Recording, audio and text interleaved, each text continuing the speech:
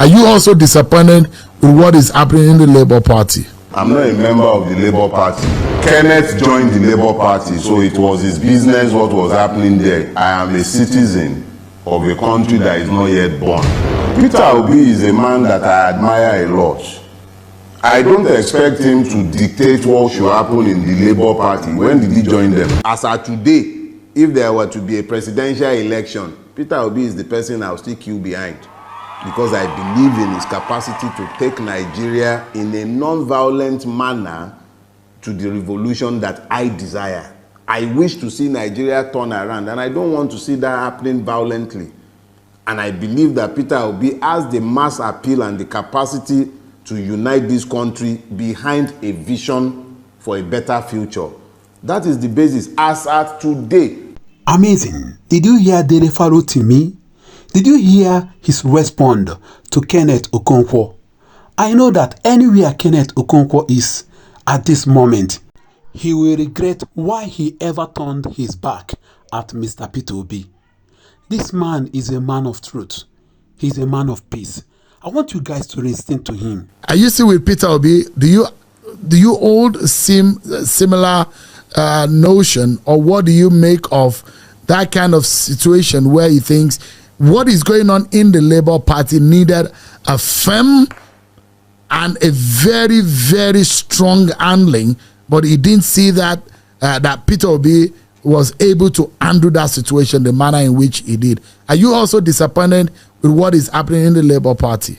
Let me say this. What is happening in the Labour Party is, for me, the noise next door. I'm not a member of the Labour Party, and I have labored to make this clear before the election, during the election, and after the election. I have not concerned myself with what is happening in the Labour Party. Kenneth joined the Labour Party, so it was his business what was happening there. It's none of my business, and I have not made it my business. I'm not a politician. I am a citizen of a country that is not yet born, a victim of Nigeria looking to have a better country in the future. Peter Obi is a man that I admire a lot. I don't expect him to dictate what should happen in the Labour Party. When did he join them? The Labour Party is a party. It's not, I believe that if it's a party, to an extent, they would have to find a democratic means of resolving their differences. Peter Obi is not in a position to dictate the terms of their settlement to them, and I don't expect him to. Obviously, Kenneth Okonkwo has a different understanding of what Peter Obi's response should have been. He is a politician, just like Peter Obi is a politician. They are the ones who decide what political tactics works for them as politicians. Me, I'm not a politician. I don't know what he might do tomorrow that might change my mind. I'm a free agent. It might be that tomorrow he decides to align himself with persons that I do not believe I can work with, people that I believe cannot bring anything good to Nigeria. And on account of that, I might decide, okay, hasta la vista, we can't work together. But as of today, barring any dramatic happenstance, I remain solidly behind Peter Obi, and I will continue to support him into 2027 if he's going to run, and if we have managed to reform our electoral system. Because any election without a reformation of our electoral system, I'm not interested. I mean, Kenneth Okonkwo went as far as saying, for 2027, Peter Obi, Bola Tinubu, Atiku should move aside. Like, you are of the opinion that 2027, you are of the opinion that 2027, Peter Obi should realign or go back to the ring and see through his hat and run again for president. That's your opinion, and that's your stand, isn't it? Let me put it this way. Peter Obi did not lose the last election. Peter Obi won the last election. INEC and the Judiciary performed their magic. 2027, there will be no election without a reformation of our electoral system. If the electoral system is not reformed to ensure that beavers and electronic transmission from the polling unit becomes compulsory, I would not even bother to participate in that election, because you can be sure that Tinubu was not in power that ran and snatched and grabbed it, already has the 2027 election result written. A Tinubu that will be busy appointing weakest man as electoral commissioner, the most violent election rigger in Nigeria today, openly, is Wike.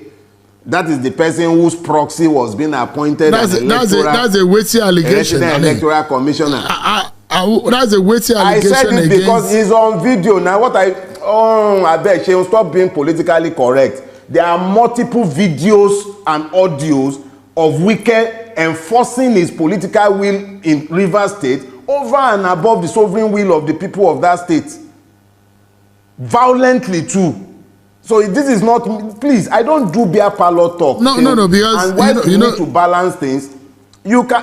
Are you suggesting? Okay, so let's turn it into an argument. I am saying here, my name remains Dele Farotimi, and I am saying that there are more than enough material online showing Wike violently suppressing the right of the people of Rivers State to elect their chosen representatives.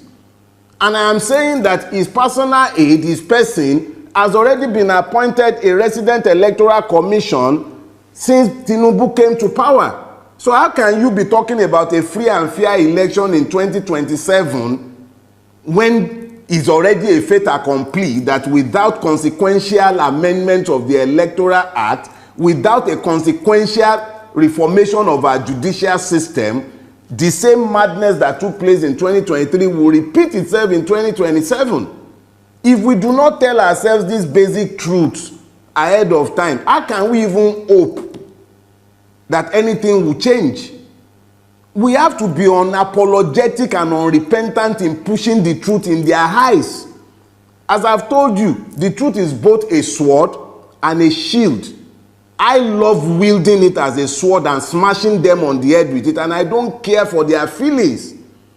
I don't know how long any one of us is going to live. I'm not going to live my life kowtowing to the opinion, sentiments, or emotions of worthless human beings who have wrecked the life of thousands and millions by their actions and inactions.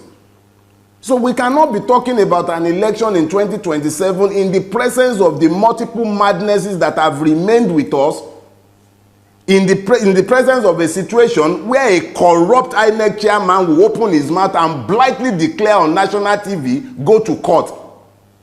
We can't be having that and be talking about an election in 2027. We must at least be honest enough to tell ourselves what is in front of us. If there is going to be an election worthy of his name, I will be out there supporting Peter Obi. If there will be an election, and if we still even have a country, the way Bulaba is going with Nigeria, what do we know that will be left of this country by 2027? What will be left of this country? An emir is being killed in his own domain after ransom war, and we are talking about 2027. An Oba was killed. 2 Obas, for instance, were killed in Ekiti for the other time, and we are still talking about 2027. You practically don't have a functional state again. Somebody is single-handedly, without recourse to any due process, the due process law be damned, the PPP law be damned, single-handedly without public tender of any sort, be awarding a road at 4 billion naira per kilometer. And you are still talking about a country. Why are we lying to ourselves? We must, even if they will not agree, we must be unapologetic in telling these truths. Whether we would have a country in 2027 is up in the air. Hunger has become a real issue. So, I mean, the government of the day will say, Mr. Farotimi, that they are making... Which government? The government that cannot even ensure that we have fuel. Which government? Do you have government? You have exploiters, buccaneers, thieves. But, I mean, which government? The government of the day will say they are making efforts in fixing the problem that they met on the ground. It's still early in the day. They just have about a year. I'm Chinese too. I'm Chinese and I'm 6'7". Do you believe me? The government of the day has said they are making effort. We see the effort now. They are making effort. They are buying private jet. They are buying yachts. They are spending 21 billion to renovate. They are spending 90-something billion on Hajj. Is that the? And then they are falsely and fraudulently implementing Orosanye report. They are busy privatizing NNPC. We are busy refining in Malta and everywhere. We see the effort they are making. So I'm Chinese too, Sheung, and I'm 6'7". Do you believe me? So you don't see any good that this government has done since the last 1 year? Do you see it? No, I'm asking, because I'm a journalist. I'm asking. I had no expectation of anything good from this government. Nobody steals power to benefit the people. It does not happen. I do not expect the mercies of a thief who has robbed me. I was not under any illusion whatsoever about this government. But when you say that the election was stolen, there are those who argue that the elections were fraud. The candidate you're talking about came a distant third. The case went to court, and the first court of first instance went to the Supreme Court, and the court validated the outcome of the election as pronounced by INEC, and that the lawyers were unable to prove that the elections were rigged or fraught with irregularities. How then will you be able to say that the mandate was stolen? Sheil, let me say something, right? You know, the ICPC was set up by Obasanjo. ICPC said that as of 2018 to 2020, 9.45 billion was paid as bribes to lawyers, by lawyers to judges. I didn't say that. Justice Kayode Esho said judges are becoming billionaires because they are sitting on electoral tribunals. Dele Farotimi didn't say that. If you believe for 1 second that the Nigerian Judiciary did justice in the 2023 election cycle, I have dollars to sell to you. Just bring money, let's go and buy chemical. What I will say to you is this, Sheung. Yorubas have a proverb. They say that two people cannot be equally fooled by a lie. If the person telling the lie is unaware that he is lying, the person being told the lie should know that a lie is being told. At least the person against whom the lie is being told should also be aware that a lie has been told against him. I say it without any equivocation. The Nigerian judiciary, by its multiple somersaults in the last electoral cycle, established beyond any argument the fact of its complicity in the rape of democracy in 2023. People can hold their opinions, and that's the beauty of opinion. Everybody is entitled to one. Even me. You may or may not agree, but I am still entitled to that opinion, and that is my opinion. Let's wrap up. Where do we go from here to have the kind of country or a nation that will be for the betterment and for the good of all Nigerians? Where do we go from here? No, we as a people and as a collective would have to resolve to be better than we have been. We would all have to, as a collective, admit to our part, our fault in what has happened to us as a people. This is not something that is not a sectoral guilt. It's a systemic problem. From the pulpits in the churches and mosques, which stinks to the highest heavens, to the groves, the sacred groves of our land. All the places of religiosity in our country have become temples of iniquity. We need to look at ourselves. Me as a person, you as a person, we as a collective, we need to look at ourselves. It's very easy to point fingers at sectors, but the reality is that there is no part of our country that is free of putrefaction. It's a systemic collapse. If there is anything that would change, if anything would ever change, it would have to be that we as a collective with good leadership decide to try a different pathway.